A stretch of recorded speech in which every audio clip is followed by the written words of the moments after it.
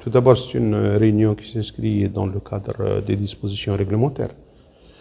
Ces dispositions réglementaires, il est préconisé qu'avant le plan lutte contre les feux de forêt qui commence du 1er juin au 31 octobre, une batterie de mesures doit être entreprise. La particularité pour nous, c'est que nous avons connu un sinistre l'année passée, un grand sinistre qui a été pas des moindres. Ça a coûté la vie des vies humaines, en plus des dégâts matériels qui ont été enregistrés. Ce qui fait que nous avons abordé l'approche autrement. Nous l'avons abordé avec l'esprit averti. L'esprit averti, c'est quoi réunir, comment intervenir, comment agir. C'est à partir de là que nous avons eu donc à se réunir avec le comité de wilaya. C'est un comité de wilaya, c'est le comité opérationnel de prévention contre les luttes.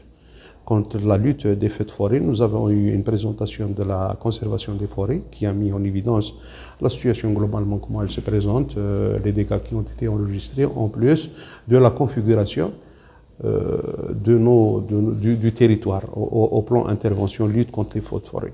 La deuxième, c'était la présentation de la protection civile.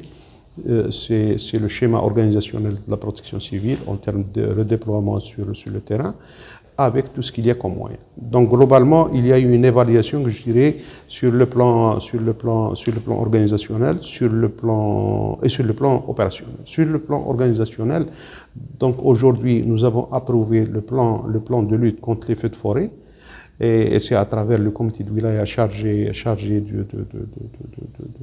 de la mise en œuvre du plan. Il sera suivi par une approbation qui sera dans un autre comité, un comité qui regroupera les services de sécurité, toutes les instances au niveau de la wilaya. Et il sera suivi d'un travail, d'une évaluation sur le terrain. En attendant, il y a des instructions que je viens de donner, issues des recommandations de la Commission nationale, recommandation 2021, qui traitent de la question de la sensibilisation, qui traite de la question des attributions de l'autorité locale représentée par le chef d'ARA et par le PAPC en termes de définition de plans d'intervention et de mobilisation de moyens.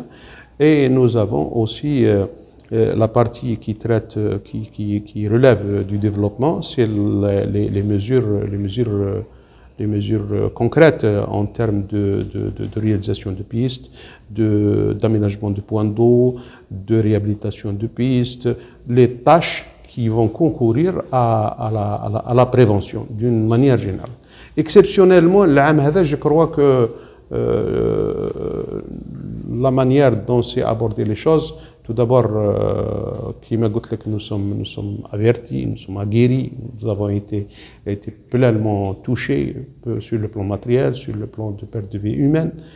Sur ce plan-là, je crois que la sensibilisation au niveau de ces zones-là, au contraire, j'enregistre de plus en plus l'adhésion des citoyens, les riverains forêts, ou les gens qui habitent au niveau des forêts, ils affichent toujours cette grande disponibilité à accompagner l'administration, à accompagner la collectivité dans les actions de débroussaillage, de nettoyage et sur le reste. Mais il nous faut un programme de travail. Le programme de travail, il est défini par, comme je viens de le signaler, par la fiche de recommandation de la Commission nationale. On va commencer, Inch'Allah, juste après l'Aïd, on commencera l'évaluation et en même temps la mise en place de ces actions.